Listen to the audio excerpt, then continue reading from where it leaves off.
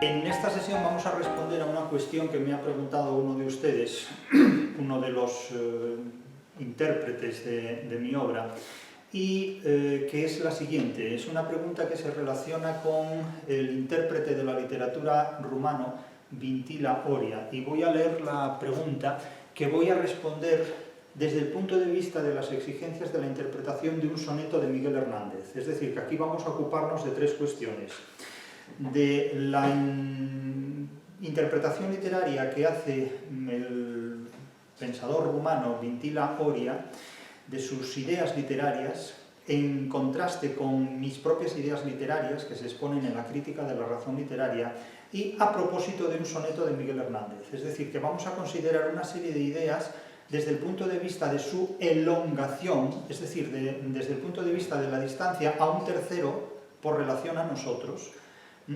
Es decir, la elongación, como todo el mundo sabe, es la distancia que hay de un astro al Sol por relación a la Tierra.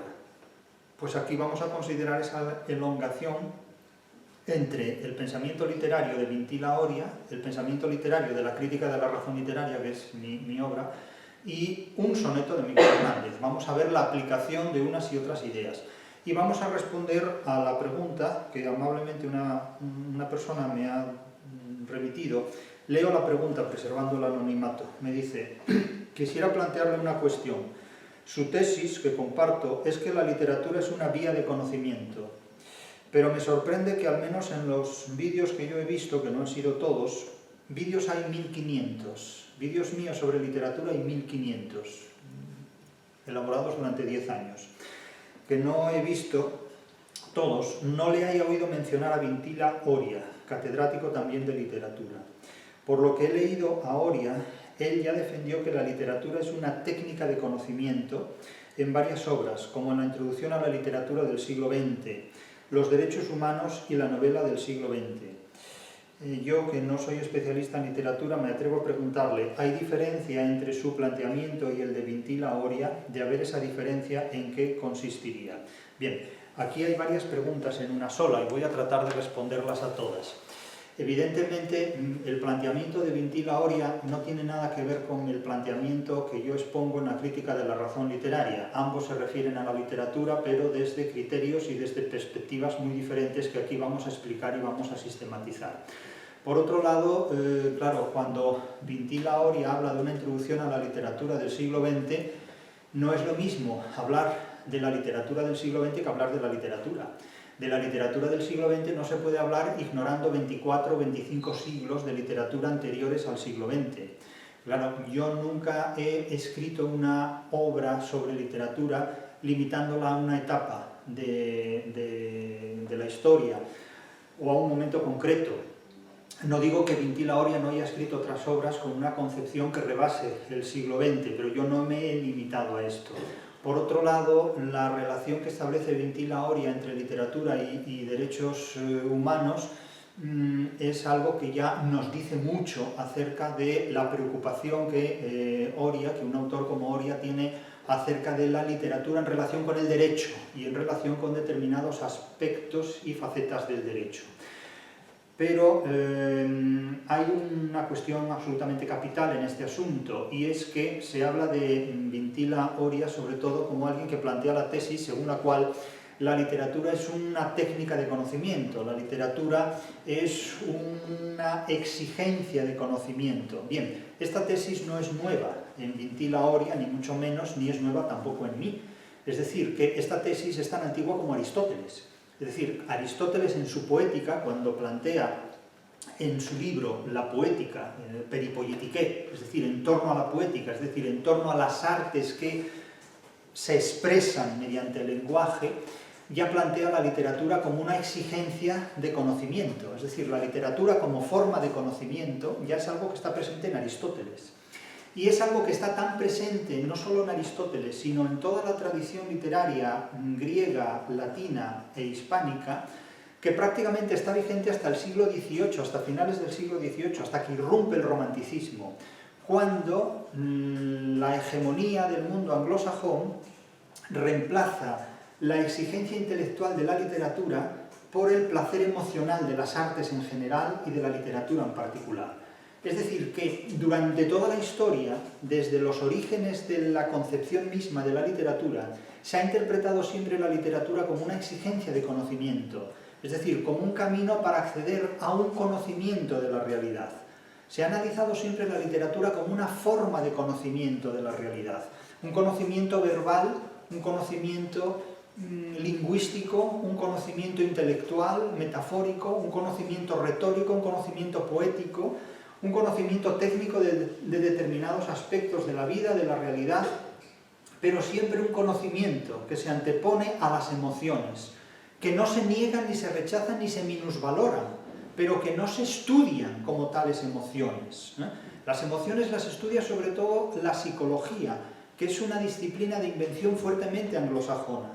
Es decir, cuando los intérpretes de la literatura, desde Aristóteles, pasando por Pinciano, los tratadistas aristotélicos del Renacimiento, los tratadistas del Renacimiento español y del Barroco español, desde las tablas poéticas de Cascales hasta la filosofía antigua poética de Pinciano, no se ocupan de la literatura desde un punto de vista exclusivamente emocional, sino que se ocupan de la literatura sobre todo como una disciplina que puede y debe analizarse mediante conceptos.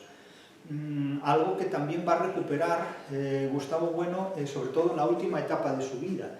Es decir, la literatura no es simplemente un repertorio de emociones. Esto es el concepto de literatura que tiene el mundo anglosajón, el mundo ilustrado, posilustrado y romántico. Pero la literatura desde siempre, desde que se puso ante la mente humana, siempre supuso un desafío a la inteligencia humana, un desafío al conocimiento humano. La literatura como placer, la literatura como expositor emocional, es un concepto básicamente posilustrado y romántico. Es un concepto que procede de la hegemonía anglosajona, que incapaz de interpretar inteligentemente la literatura, la reduce a emociones, la reduce a un instrumento de placer, como puede ser un consolador. Así lo digo abiertamente y lo he dicho en numerosas ocasiones. Es decir, reducen la literatura a un instrumento placentero, como si la literatura estuviera desposeída de ideas, de conceptos y de exigencias racionales que van mucho más allá de las emociones.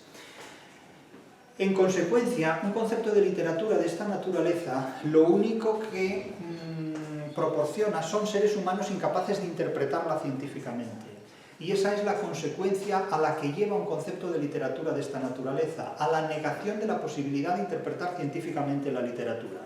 Y esta negación de la posibilidad de interpretar científicamente la literatura, que ha sido asumida incluso por algunas personas que dicen estar dentro de la tradición hispánica y que desconocen que la tradición hispánica es incompatible con la negación de la posibilidad de estudiar científicamente la literatura, porque la literatura siempre se estudió conceptualmente a través de conceptos científicos, desde la retórica clásica hasta la poética clásica, que fueron sistemáticamente destruidas con la irrupción del pensamiento ilustrado anglosajón y con la irrupción del pensamiento romántico, sobre todo más anglosajón que franco-alemán, incluso profundamente anglosajón en este punto.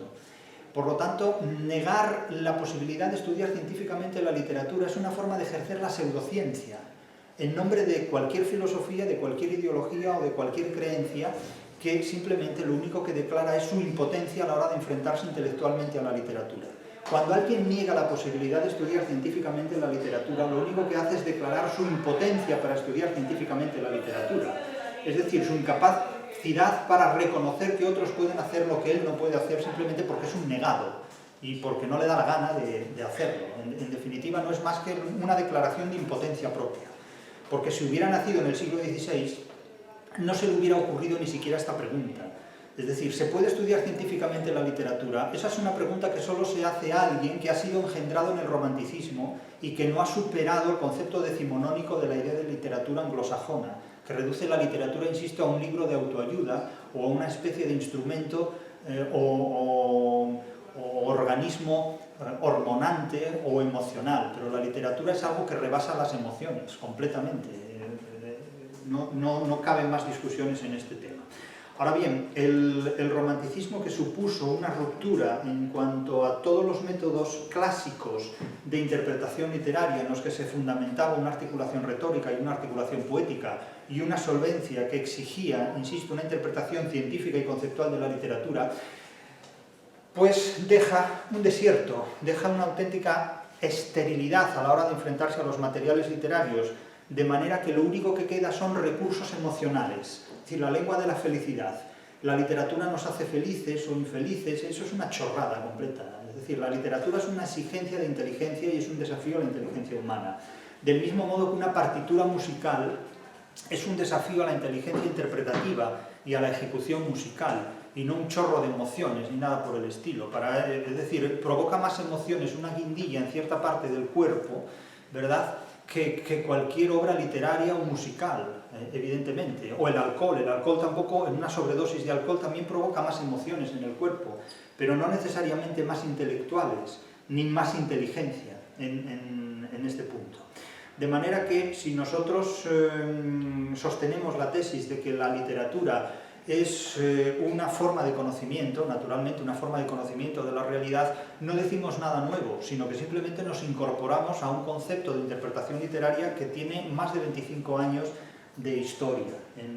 El hecho de que Vintila Oria considere que la literatura también es una fuente de conocimiento no supone que mi obra, Crítica de la razón literaria, tenga con la obra de Vintila Oria una especial semejanza. Es decir, también Vintila Oria y yo pues tenemos, insisto, dos manos, dos piernas y dos ojos, y eso no nos convierte en hermanos gemelos ni en personas que hayan escrito un mismo tipo de obra. Es decir, hay parecidos esenciales y básicos, de acuerdo. Pero lo que sí es muy importante saber es lo siguiente: cuando se dice que la literatura es una forma de conocimiento, no basta quedarse ahí, hay que preguntarse, ¿una forma de qué conocimiento? Es decir, si decimos que la literatura es una forma de conocimiento, ¿un conocimiento de qué? Un conocimiento de cómo crece la hierba, de cómo se desarrollan los cocodrilos en cautividad, o sea, ¿un conocimiento de qué? ¿Cuál es el conocimiento literario? Entonces, claro, aquí en la respuesta a esa pregunta, porque usted dice, la literatura es una forma de conocimiento, y yo pregunto, ¿conocimiento de qué? ¿De saber conducir? ¿De saber tocar el piano? ¿De saber mirar con disimulo? O sea, ¿es un conocimiento de qué? ¿Es un conocimiento médico? ¿Es un conocimiento matemático? ¿Cuál es el conocimiento que transmite la literatura? Esa es la pregunta a la que hay que llegar para obtener una respuesta cuya respuesta, insisto, ya va a presentar divergencias, porque Vintila Oria da una respuesta a cuál es el conocimiento de la literatura que es muy diferente al que yo doy en la Crítica de la razón literaria. Y aquí ya entramos en la especificidad de cada autor. Y vamos a dar respuesta a esta pregunta: ¿cuál es el conocimiento que proporciona la literatura? Desde los presupuestos de Vintila Oria y desde mis presupuestos, los de la Crítica de la razón literaria, en relación con un soneto de Miguel Hernández. Pero antes vamos a explicar cuál es el planteamiento de Vintila Oria respecto al conocimiento de la literatura. Para mí el conocimiento de la literatura es un conocimiento que solo se puede explicar desde presupuestos científicos, porque yo sostengo que la literatura debe analizarse científicamente, debe explicarse científicamente, según un aparataje y una construcción metodológica que dé cuenta de esos contenidos para poder interpretarlos con exactitud y con objetividad. Porque cuando alguien me dice que los estudios literarios o la ciencia literaria no da lugar a resultados exactos, yo me pregunto cuáles son los resultados exactos a los que da lugar la medicina, porque da la impresión de que la medicina, por ejemplo, que se puede considerar como una gran ciencia, porque resuelve problemas relativos a las enfermedades humanas, cuyos problemas puede resolver, dejando sin resolver por el momento muchos otros, pues, ¿cuál es la exactitud de la medicina? ¿Acaso encontraron la exactitud para resolver determinados problemas con pandemias recientes? Es decir, ¿cuál es la exactitud de las llamadas ciencias exactas? Darnos lugar a aproximaciones matemáticas que nunca llegan a acercarse definitivamente a lo que se pretende, o es más fácil dar una definición exacta de lo que es una epanortosis, una epanadiplosis o una epanástrofe, en definitiva. Claro, depende del tipo de exactitudes con las que trabajemos, por supuesto, pero es muy simple, es muy propio de mentes simples considerar que las ciencias llamadas naturales decimonónicamente son exactas y las ciencias llamadas espirituales, que no sé cuáles son las ciencias espirituales, porque no sé cómo se puede estudiar el espíritu, ¿verdad?, pues son inexactas. La literatura no es una ciencia del espíritu, porque la literatura no trabaja con espíritus ni con fantasmas, la literatura trabaja con materiales literarios, que son el lenguaje, que son el autor, que son las obras, que son los lectores, que son los intérpretes. Y el lector no lee con el espíritu, lee con la inteligencia de la que dispone. no lee el cerebro, lee la persona que corporalmente hablando dispone de un cerebro que ha sido educado para aprender a leer y a escribir, en definitiva. Claro, es que acostumbrados a tantos idealismos, perdemos de vista la realidad que tenemos delante. Y aquí ya nos adentramos en la cuestión de Vintila Oria. ¿Quién es Vintila Oria? Vintila Oria es un señor que nace en 1915 y muere en 1992. Es un rumano que vive casi toda su vida en el exilio. Vintila Oria tiene un concepto de la literatura como algo que nos conduce a un mundo trascendente. Yo por estos caminos no transito. Para mí la literatura no está poblada de fantasmas, ni de espectros, ni de simbologías trascendentes, ni de criaturas fantasmagóricas, ni de verdades profundas. Cuando alguien me habla de verdades profundas, yo interpreto que me habla de mentiras profundas. Porque ¿qué son verdades profundas? Las verdades del alma humana. Yo no sé qué es el alma humana. Yo no sé cuál es el alma humana de la regenta de Clarín, o del ingenioso hidalgo Don Quijote de la Mancha de Cervantes, o del celoso extremeño. Es decir, considerar que la literatura nos habla de la realidad trascendente, es que yo no sé cuál es la realidad trascendente. La realidad trascendente son historias de fantasmas. Es decir, los intérpretes de la literatura no somos sacerdotes de un mundo trascendente, ni de una religión trascendente, somos intérpretes de materiales literarios. Somos intérpretes de conceptos que deben analizarse en términos científicos y en términos muy claros. Es decir, una epanadiplosis o una bilabial oclusiva sorda no remite a ninguna realidad trascendente, sino a una realización fonemática y una figura retórica. El verde que te quiero verde no remite a ninguna realidad trascendente. El Dios está azul de Juan Ramón Jiménez no remite a ninguna realidad trascendente. Remite simplemente a un concepto de lucidez pletórica, de exaltación emocional, que está formateado por una poesía modernista que ha atravesado el parnasianismo y el simbolismo, que han sido posibles gracias al culteranismo gongorino. Esa es la explicación que se da de un verso así. Es decir, no necesito ir a ninguna trascendencia, eso es inventarse fantasmas. Eso es interpretar la literatura como un filósofo que en lugar de interpretar la literatura se dedica a buscar dioses. Los filósofos son buscadores de dioses, y cuando alguien interpreta la literatura buscándole el quinto pie a la literatura, la quinta pata del gato, el quinto pie del gato, se dedica a buscar fantasmas en la literatura. Y entonces, claro, si interpretamos el Dios está azul de Juan Ramón Jiménez como una exaltación divina, pues estamos perdidos completamente, porque se pierde, insisto, lo que es la libertad del ateísmo registrada por la literatura, los éxitos y la formalización del simbolismo y del parnasianismo, y la genealogía literaria de esos movimientos que están nada más y nada menos que en el culteranismo gongorino, que es el surrealismo del siglo XVII, en definitiva. Es la gran vanguardia del siglo XVII, y no por casualidad la poesía gongorina se rehabilita en la generación del 27 precisamente bajo el prisma de las vanguardias, digamos al calor, por así decirlo, de las vanguardias, en definitiva, que supieron ver en Góngora lo que hasta entonces nadie había sabido ver, a pesar de haber llegado en la literatura francesa a un parnasianismo y un simbolismo que, insisto, son los hijos naturales del gongorismo del siglo XVII, del culteranismo gongorino del siglo XVII. Entonces, la cara que niego es que la literatura tenga un sentido trascendente.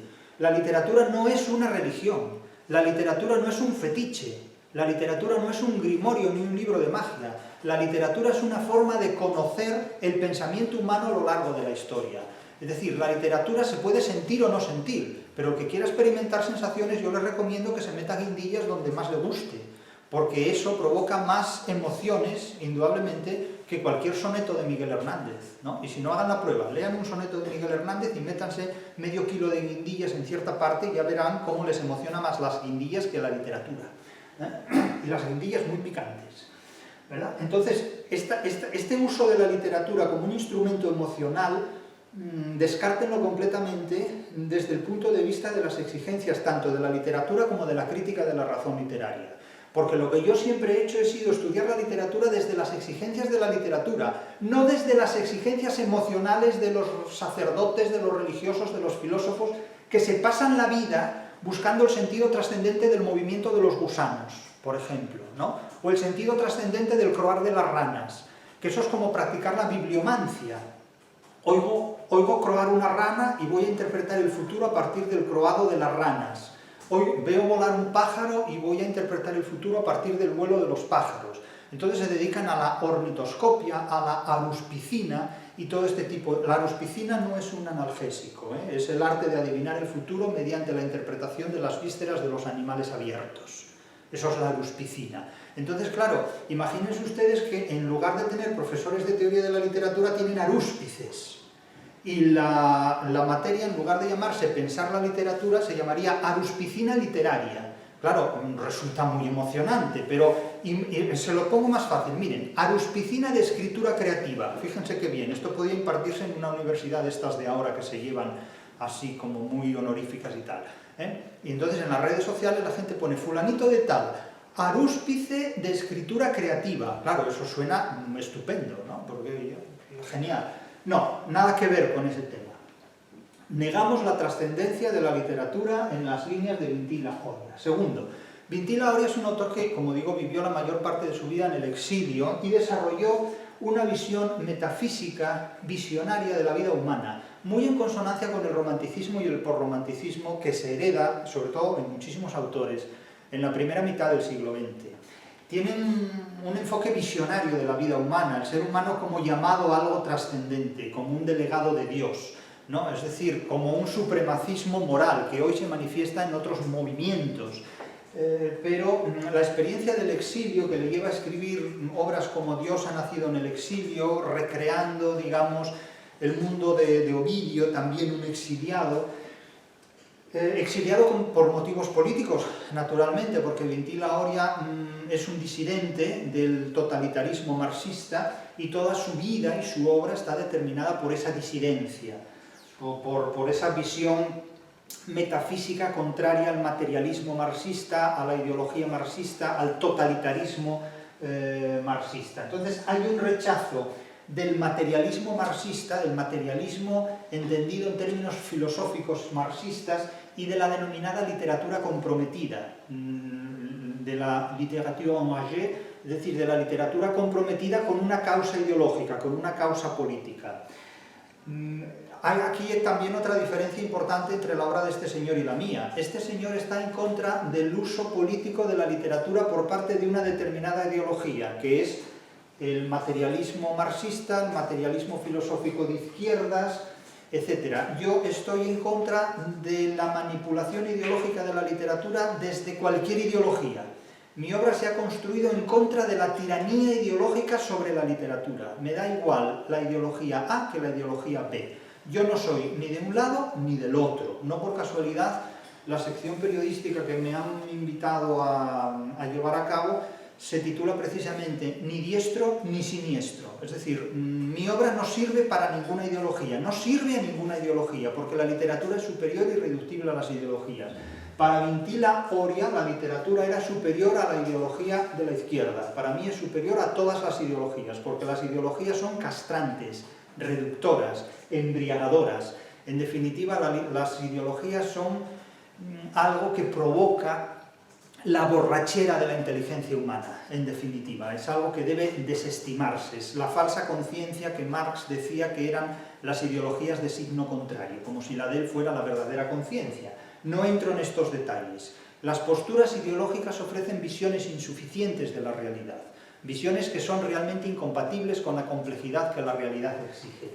Vintil Oria rechaza las ideologías de izquierdas, por decirlo en términos muy llanos y convencionales. Yo las rechazo todas, no quiero ninguna. La literatura es superior y irreductible a todas las ideologías, a todas las filosofías y a todos los credos. No quiero saber nada con ninguno cuando interpreto la literatura.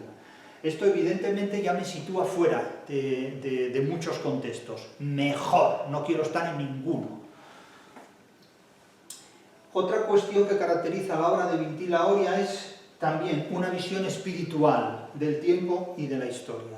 Naturalmente, todo lo que empiece en Vintil Oria va a terminar siempre en una visión metafísica de la realidad, en un enfoque visionario de la realidad, en una interpretación espiritualista y trascendente de la realidad, donde vamos a desembocar siempre en lo simbólico, en lo ideal, en lo hiperconsciente, en la búsqueda de las verdades profundas que para mí, insisto, son mentiras profundas. Es decir, cuando alguien me dice que me va a hablar de las verdades profundas del alma humana, yo me dedico a 3 cosas, o a andar en bicicleta, o a tocar el piano, o a dormir, pero no lo escucho. Es decir, yo no pierdo el tiempo oyendo a nadie que me dice que me va a hablar de las verdades profundas, porque las verdades profundas son las mentiras profundas. Es que voy a hablar de las verdades profundas del alma humana. A la mierda. Es decir, voy a hablar de las verdades profundas de las que me habla la literatura. Yo no presto atención a eso. Eso es una tomadura de pelo, completamente. La literatura no habla de verdades profundas ni de mentiras profundas, que son lo mismo. Es como hablar de inteligencia emocional, es lo mismo que hablar de ignorancia emocional, no significa nada. La literatura habla de un conocimiento que se objetiva a través de formas lingüísticas, de formas verbales, que instituye ficcionalmente un estatuto específico, que utiliza signos, insisto, del sistema lingüístico, construcciones humanas totalmente racionales, que se abren camino hacia la libertad a través de la lucha y del enfrentamiento dialéctico, que se desarrollan geográfica, histórica y políticamente, en contextos muy variados y muy diferentes, y que naturalmente tienen un fundamento en el autor, en el texto en el que se objetivan, en el lector que interpreta para sí y en el intérprete o transductor que interpreta para los demás después de haber interpretado para sí. Eso es la literatura. Y el conocimiento al que nos conduce la literatura no tiene nada que ver ni con lo trascendente, ni con lo simbólico, ni con lo espiritual, ni con nada de eso. Eso de las verdades profundas es remitirnos al mundo de las mentiras profundas. Es como decir que las sinfonías de Mahler nos hablan de las verdades profundas. Eso son mentiras profundas. Las sinfonías de Mahler nos hablan de un concepto de música insólito e inédito hasta la llegada del racionalismo musical de Gustav Mahler, como cada músico, por su originalidad, lo que ha puesto sobre la mesa de la historia del arte musical ha sido una forma de razonar en la combinación de esos sonidos respecto a lo que han hecho otros músicos antes que ellos. Es decir, si Tomás Luis de Victoria es original frente a los músicos anteriores, es porque da un paso más en la historia de la música, como lo dio en su momento Mozart, como lo da en su momento Beethoven y como lo da en su momento Gustav Mahler, superando el kitsch de los temas conocidos o de las formas musicales ya conocidas. Insisto, cuando me hablan de verdades profundas, me dedico a cualquier cosa, preferentemente andar en bicicleta, tocar el piano o dormir, pero no pierdo el tiempo oyendo sermones de gente que no tiene nada que decir y por eso apela a las verdades profundas, que no son más que los discursos de los mentirosos profundos, en definitiva. No digo que Vintil Auria lo sea, digo que no presto atención a quien me habla de verdades profundas porque no hay verdades profundas. En todo caso, será cuestión de la geología o de la prospección, pero no precisamente de filósofos ni de gente que se disfrace de inteligencia cuando carece de ella. Otra de las características que tiene el pensamiento de Vintil Auria es sus raíces cristianas, es decir, de ahí le viene con frecuencia toda esa proyección espiritualista en muchísimos aspectos y contraria también a un enfoque materialista y marxista del cual políticamente huye, ¿no? Esa es con toda objetividad, digamos, la síntesis básica del pensamiento de Vintil. Ahora bien, ¿qué es lo que dice la crítica de la razón literaria? ¿Qué es lo que dice mi obra respecto a estos asuntos? ¿Hay analogías entre el pensamiento de Vintil Auria y el mío propio? Bueno, vamos a ver. Tanto para él como para mí, la literatura no es ideología. La literatura no es ideología. Hoy vivimos en una época donde se nos obliga a aceptar que todo es ideología. Entonces, claro, el triángulo es ideología, el si bemol es ideología, los intervalos de cuarta justa son ideología, es decir, el sujeto, el verbo y el predicado de una oración son ideología, el hidrógeno es ideología, el H2O2, el agua oxigenada es ideología, todo es ideología. Bien, pues yo niego que la literatura sea ideología. Lo que no se puede negar es el uso ideológico que la gente hace tanto de la creación literaria como de la interpretación literaria. Eso ya puede ser ideología o no serlo. Pero tanto Vintil Auria como yo negamos que la literatura sea ideología. Lo que ocurre es que Vintil Auria considera que la literatura no debe estar supeditada a la ideología del materialismo marxista, pero puede estar supeditada al sentido trascendente de determinadas creencias religiosas o filosóficas.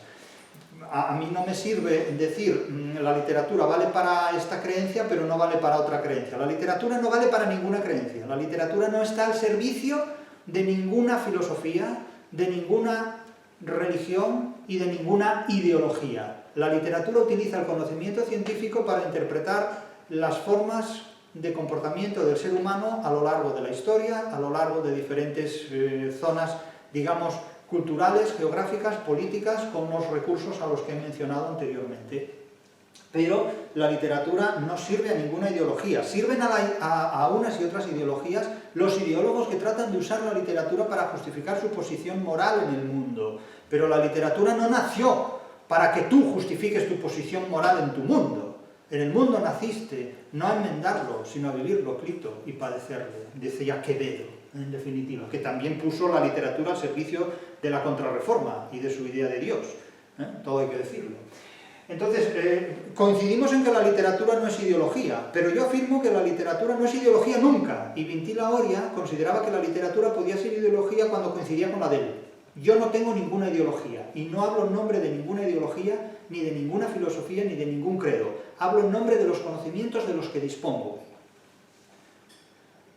Considera Vintila que la literatura está más allá de las apariencias. Sí, claro que está más allá de las apariencias, es que todo está más allá de las apariencias. Precisamente el conocimiento científico lo que nos permite es conocer las causas de los hechos más allá de las apariencias. Si no dispusiéramos de conocimientos científicos de meteorología, podríamos considerar que un rayo o un trueno es la ira de un dios, es la ira de una divinidad. Evidentemente no nos quedamos en las apariencias, porque la meteorología nos permite conocer las causas de esas descargas eléctricas. Pero ya para hablar de descargas eléctricas son necesarios conocimientos que rebasan, digamos, la concepción metafísica de los fenómenos atmosféricos o de los fenómenos marítimos. Claro, si hay un terremoto podemos decir, es que es un castigo divino. Oiga, mire, no, Dios no tiene nada que ver en esto, son placas tectónicas en movimiento. Entonces, claro, afirmar que la literatura es algo que va más allá de las apariencias y que exige una interpretación que ha de rebasar las apariencias, es algo en lo que coincidimos Vintila Oria y yo, pero Vintila Oria considera que más allá de las apariencias la literatura tiene un sentido trascendental, religioso, cristiano, profundo, simbólico, espiritual. No, por ese camino yo no voy. La literatura, más allá de las apariencias, no tiene un sentido trascendente, tiene un sentido científico, que hay que analizar científicamente. Y entonces la gente considera que el científico es insensible o el artista irreflexivo. Y no hay nada de eso. Simplemente el verde que te quiero verde es una epanadiplosis. Es una epanadiplosis en virtud de la cual se salta la juventud, la verdura, las cualidades juveniles de alguien que reiteradamente se exige que se preserve en esa juventud y en ese impulso juvenil. Verde que te quiero verde es joven que te quiero joven. Y claro, podemos decir, bueno, es que eso es ecologismo. Bueno, mire usted, si quiere ver ecologismo en el romance sonámbulo de Lorca, yo no voy a discutir con eso. Me dedico a la bicicleta, al piano o a dormir. Y usted sigue con sus interpretaciones trascendentes, simbólicas o lo que sea, ¿no? Hay gente que cuando ve la casa de Bernarda Alba se emociona con el bastón de la Bernarda, ¿no? Cuando Bernarda enseña el bastón o saca el bastón, entonces ven en el bastón algo más que el bastón. Pero claro, como diría el propio Freud, un chiste, ¿no? Dice, bueno, señor Freud, hoy soñé, ¿y qué soñó usted? Soñé con un puro encendido y largo, con la punta roja. Y le dice Freud, pues mire, de vez en cuando un puro es un puro y nada más. Bueno, pues aquí lo mismo, ¿no? Entonces hay gente que ve en la literatura emociones trascendentes, ¿no? Ve guindillas o consoladores. Bueno, pues usted vea lo que quiera. Hay gente que ve gigantes donde hay molinos. Pues nada, adelante. Pero yo soy profesor de literatura, no psiquiatra. Entonces, claro, lo que no podemos es exigir que la literatura resuelva los problemas que la psiquiatría, incluso ni la psiquiatría puede resolver. Claro, la literatura es preventiva. ¿Es preventiva de qué? Pues de formas de conducta humana que pueden conducir al ser humano precisamente al fracaso, o a creer en dioses o en entidades trascendentes que conduzcan al fracaso. Entonces, claro, si Vintila Oria lo que plantea es que la literatura es algo que está más allá de las apariencias, y ahí estamos de acuerdo, él pretende resolver el significado de las apariencias en términos trascendentes, visionarios, espirituales, metafísicos. Yo pretendo explicar el significado de la apariencia literaria en términos científicos.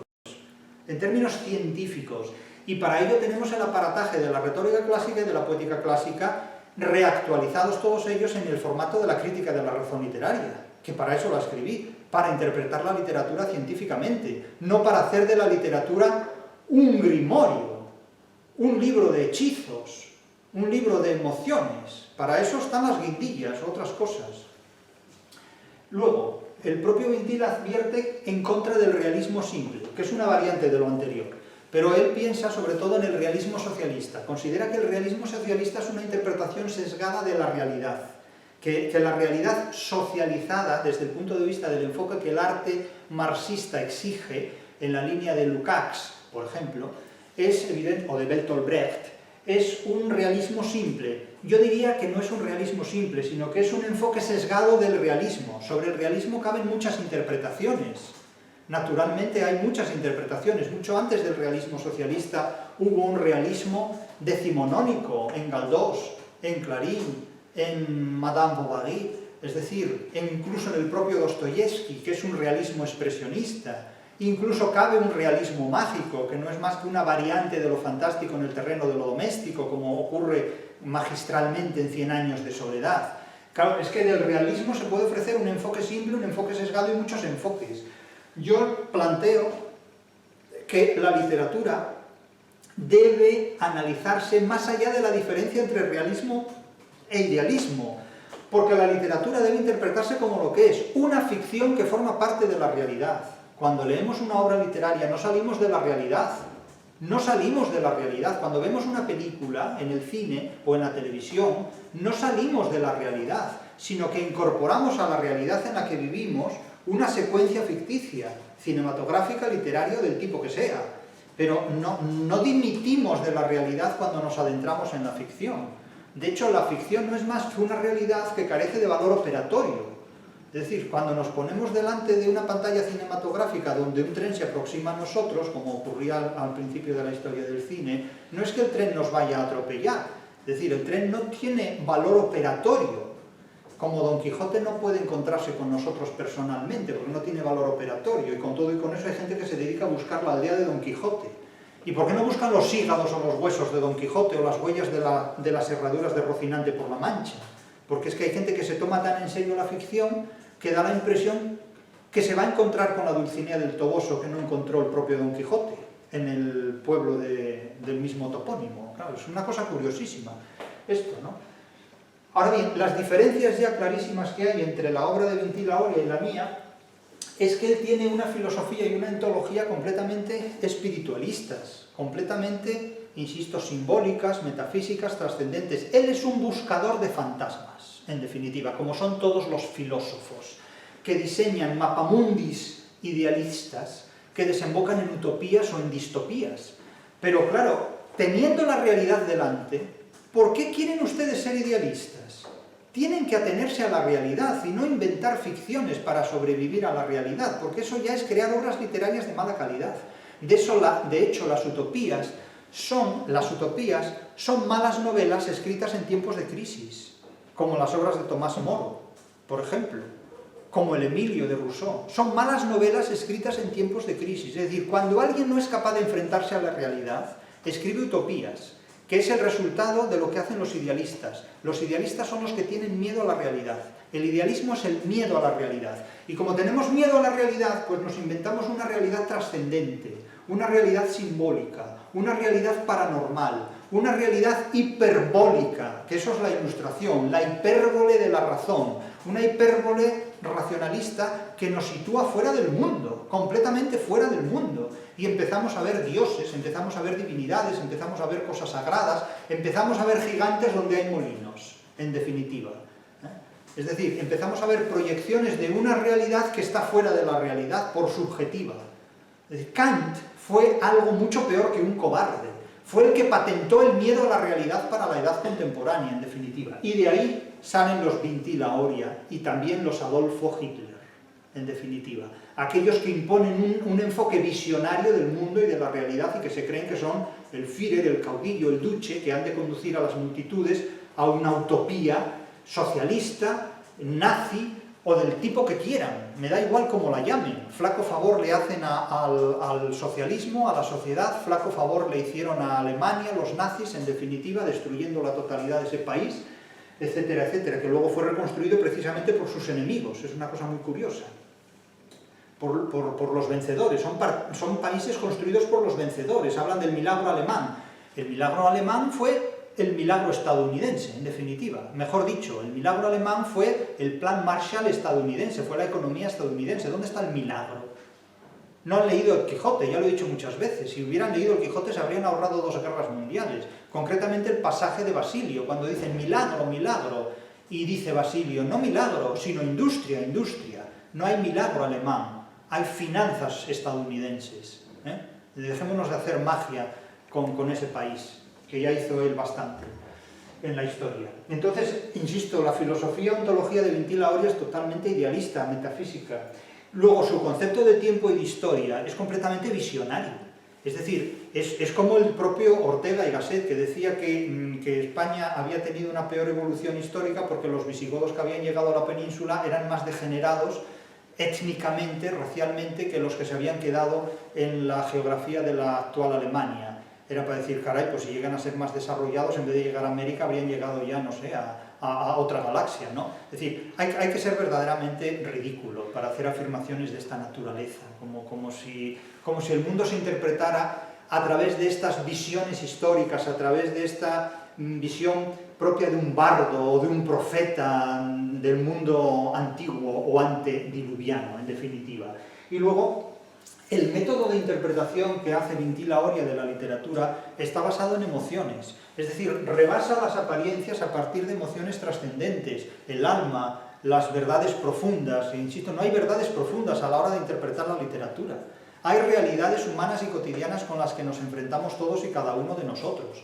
De literatura sabe más aquel que ha estudiado más técnicas para la interpretación literaria, no el que ha vivido verdades más profundas. Entonces un buzo, ¿verdad?, ha estado más en contacto con las verdades profundas que alguien que nada en la superficie. Eso son ridiculeces, no tiene ningún sentido. No hablemos ya de un espeleólogo o de un geólogo, evidentemente. Pero es que la verdad no está en las profundidades, ni está en las superficialidades. Las verdades están en un conocimiento científico que se va verificando y que se va interpretando por relación a errores. Más allá del teoreticismo de Popper, más allá del teoreticismo de Popper, en definitiva. Estos son, en líneas generales, los planteamientos. Ahora vamos a un soneto de Miguel Hernández y vamos a aplicar al soneto de Miguel Hernández el conocimiento literario según los criterios de Vintila Oria y según los criterios de la crítica de la razón literaria, expuestos en mi obra. El poema al que me refiero de Miguel Hernández es el que comienza guiando un tribunal de tiburones. Es un soneto del Rayo que no cesa, publicado en 1936, en enero de 1936, y escrito unos años antes, en los años 34-35. Voy a leer primero el soneto y después vamos a interpretarlo según un sentido trascendente y según las exigencias de la propia literatura, tal como se requiere en la crítica de la razón literaria. Dice Miguel Hernández: guiando un tribunal de tiburones, como 2 guadañas eclipsadas, con 2 cejas tiznadas y cortadas, de tiznar y cortar los corazones, en el mío has entrado y en él pones una red de raíces irritadas, que avariciosamente acaparadas tienen en su territorio sus pasiones. Sal de mi corazón del que me has hecho un girasol sumiso y amarillo, al dictamen solar que tu ojo envía, un terrón para siempre insatisfecho, un pez embotellado y un martillo harto de golpear en la herrería. Bien, sentido literal del soneto. Fíjense que el sentido literal del soneto es un conjunto de términos relacionados entre sí para expresar un sentimiento amoroso muy fuerte, muy intenso, propio del cautivo de amor, del hombre que está cautivado amorosamente por una mujer, sobre todo por los ojos, por la mirada, por la expresión facial de esa mujer, que es impresionante, impresionante como una guadaña, cortante como una guadaña. Se comparan los arcos de las cejas del rostro de esa mujer y sus ojos con el filo cortante de una guadaña que es inolvidable, que se clava. El verso primero es un verso fáunico, es un verso que remite a figuras propias del surrealismo y que se ha puesto con acierto en conexión con poemarios como el de Vicente Alexandre, Espadas como labios, de 1932, donde los tiburones aparecen con frecuencia. Claro, el tiburón es un animal particularmente agresivo, particularmente crudo, fuerte, violento, carnívoro. Entonces, guiando un tribunal de tiburones es un despliegue de fuerza animal impresionante, como dos guadañas eclipsadas, es decir, como dos armas letales también. En Asturias, en tiempos de la rebelión antifranquista, se cortaban cabezas con guadaña. Imagínense esto. Es decir, la guadaña es un instrumento de labradores, es un instrumento de campo que no sabe manejar cualquiera, porque además hay que saber manejarlo siempre con la mano izquierda. Lo que es la guadaña, y tiene un arco cortante que hay que saber afilar muy bien con una piedra de afilar. De tal manera que pastor de cabras, agricultor, labrador, Miguel Hernández sabe manejar este instrumento genuinamente, con dos cejas tiznadas y cortadas, tiznadas es decir, manchadas, negras, y cortadas no precisamente con manicura, con pedicura, con todos los artilugios con el que se cuidan las manos, los pies, o hoy día cómo se arregla la gente, con dos cejas tiznadas y cortadas, de tiznar y cortar los corazones. Nótese la anadiplosis, como un verso termina del mismo modo que comienza el siguiente, dándole una continuidad encabalgada e insistente, con dos cejas tiznadas y cortadas, de tiznar y cortar los corazones. Se corta, se hiere la parte más tierna, más sensible del ser humano, el corazón, el símbolo del amor, fundamentalmente. Es decir, un amor amenazado por la insatisfacción, con una fuerza fáunica, con una fuerza animal, y representado con uno de los instrumentos más mortíferos que pueda haber, el instrumento que siega por excelencia, incluso con más fuerza que la hoz todavía, con la simbología que posteriormente tendrá la hoz. En el mío has entrado, aquí hay un zeugma, se omite el corazón, en mi corazón has entrado, y en él pones una red de raíces irritadas. Nótese cómo casi onomatopéyicamente se trata de serrar, podríamos decir, ¿no? De violentar el corazón, diríamos ya fricativamente, ¿no?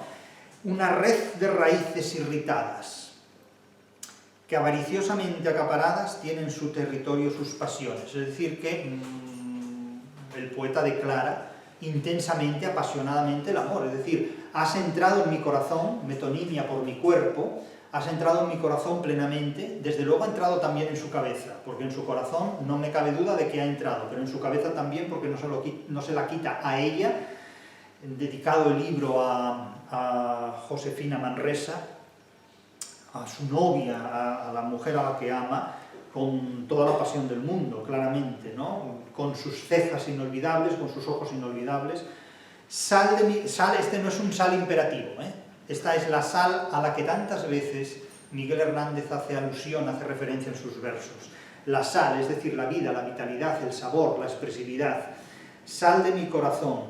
También la utilizará mucho Lorca. En la elegía a Ignacio Sánchez Mejías dirá rostro de sal y de inteligencia, es decir, un rostro de lucidez. No es un rostro soso, insípido, sin sabor, sino precisamente un rostro salado, un rostro de sal y de inteligencia. La sal como un potenciador de los sentidos es enormemente importante, ¿no? Es decir, de hecho, yo iba a decir una barbaridad, pero no la voy a decir. Hay cosas que saben a sal y azúcar a la vez, pero no voy a entrar en detalles. Sabores salados y dulces a la vez, pero bueno, no voy a entrar en detalles, cada uno, el que quiera entender, que entienda. Sal de mi corazón no es imperativo, sino sustantivo. La sal, lo salado, sal de mi corazón del que me has hecho un girasol sumiso y amarillo al dictamen solar que tu ojo envía.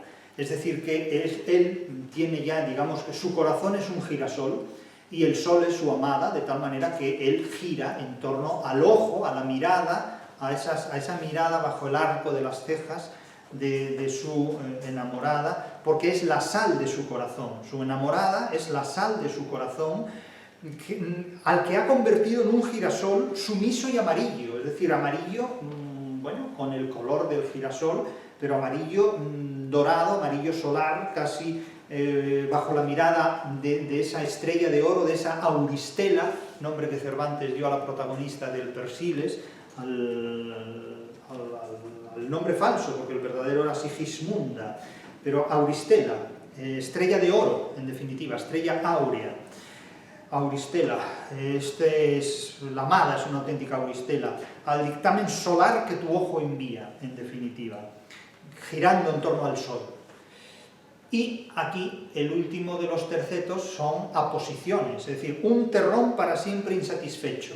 Puede ser un terrón de azúcar o puede ser un terrón de tierra, es decir, un conjunto de tierra, en definitiva, pero de tierra que espera la fertilidad del amor, en definitiva, la pasión del amor, la exaltación, la exultación del amor.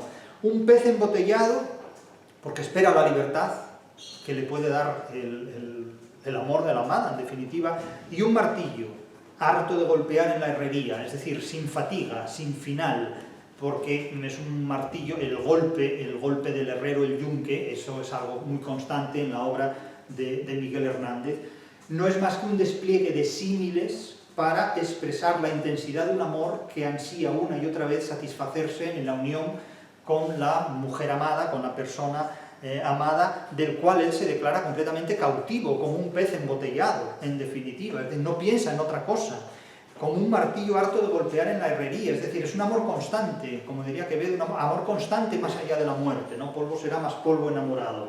Es decir, que es un soneto de amor totalmente clásico, pero escrito, concebido, publicado en los años 1935, publicado en el 36, escrito unos años antes, donde con un primer cuarteto que hace claramente acuse de recibo de la influencia vanguardista y surrealista, un tribunal de tiburones, guadañas eclipsadas, son metáforas muy surrealistas, pero con referentes muy reales. Claro, si nosotros analizamos este soneto, este poema, en términos trascendentes y metafísicos, podemos tener una concepción del amor completamente metafísica, trascendente. Incluso podemos decir que la amada es Dios, o la Iglesia, como el cántico espiritual de Juan de la Cruz, ¿no? Pues ya me dirán ustedes, versos como en la interior bodega de mi amado bebí, ya cuando salía, etcétera, el ganado perdí que antes seguía, etcétera, etcétera. Claro, en la interior bodega de mi amado bebí, pues a ver cómo se ponen, ¿no? Las cosas cuando empezamos en este plan. Entonces, claro, interpretar un cántico espiritual en un sentido religioso y trascendente puede ser muy bonito, pero el cántico espiritual de Juan de la Cruz es un cántico materialista perfectamente. A mí siempre me ha llamado mucho la atención que los místicos tengan siempre que acudir a las imágenes reales y carnales del amor humano para hacer comprensible el amor divino. Claro, la pregunta es, si usted tiene un amor humano, ¿para qué quiere un amor divino? O sea, realmente, o sea, ¿qué tiene usted que justificar con el amor divino? Es que no se acaba de comprender esto muy bien. Y entonces me dirán, bueno, por eso lo tenemos que explicar, porque no se acaba de comprender bien. Bueno, pues explíqueselo a usted y a mí me deja con el amor humano, ¿comprende? Que lo prefiero al amor divino. Entonces, claro, ante una interpretación mística, simbólica, trascendente y visionaria de la literatura, yo me quedo no con el sentido literal de la obra, porque no es que lo estén mirando dos guadañas, es que eso es una metáfora. Las guadañas cortantes es que tiene una mirada cortante, es una mirada que le parte el corazón, es una mirada que se le clava en el corazón como la flecha de Cupido. Es decir, la imagen del girasol sumiso, como ha señalado Rosa Navarro Durán, es una imagen que remite a la historia de Clitie en las Metamorfosis de Ovidio. Indudablemente, toda la lírica de Miguel Hernández es una relación intertextual con los clásicos de la literatura, con los clásicos de la literatura universal. Es una autopista hacia el barroco español. Es decir, que no hay ni una sola referencia en los versos de Hernández que, como ha escrito José María Balcells, no se pueda ver acompañada de la resonancia que estos mismos términos tienen en la poesía clásica española del siglo de oro, de los siglos de oro, en el barroco y en el renacimiento, incluso en clásicos anteriores, como insisto, ha señalado Rosa Navarro Durán, al ver en la cita del girasol una relación intertextual con la historia de Clitie relatada en las Metamorfosis de Ovidio. Por lo tanto, cuando hablamos de la poesía de este pastor de cabras, de este señor que manejaba la guadaña mucho mejor de lo que nosotros nos podemos imaginar, evidentemente. Estamos también ante la obra de uno de los grandes autores de la literatura universal, para cuyo conocimiento no se requieren invocaciones metafísicas ni grimorios literarios, ni eruspicinas, ni mucho menos, sino simplemente un conocimiento crítico que sepa interpretar las metáforas. Estudiar la literatura es saber interpretar las metáforas. Leer textos literarios es saber ir más allá del sentido literal, más allá del realismo simple y sesgado por las ideologías. Pero ninguna obra literaria cabe en ninguna ideología, en definitiva. Sin embargo, Miguel Hernández después sí sirvió a una de las 2 o 3 o 4 ideologías en conflicto en su tiempo y acabó trágicamente. Si Miguel Hernández no se hubiera tomado tan en serio la cuestión de las ideologías, o lo hubiera hecho como lo hicieron Pablo Neruda o Rafael Alberti, probablemente Miguel Hernández no hubiera muerto en una cárcel de tuberculosis en 1942. Pero se tomó en serio lo que otros frívolamente no se tomaron tan en serio. Hay personas que en lugar de combatir los prejuicios, los explotan. Hay otras personas que tristemente creen en los prejuicios que explotan los demás. Este fue, tristemente, a mi juicio, el caso de Miguel Hernández. Pero no podemos interpretar ni la literatura de Hernández ni la de nadie reduciendo la interpretación literaria a ideologías. Que lo hagan otros será responsabilidad de los otros, pero yo nunca he hablado, ni hablaré jamás, en nombre de ninguna ideología, de ninguna religión o credo, ni de ninguna filosofía. Hablaré en nombre de los conocimientos que dispongo para interpretar la literatura, y así se escribió la Crítica de la razón literaria.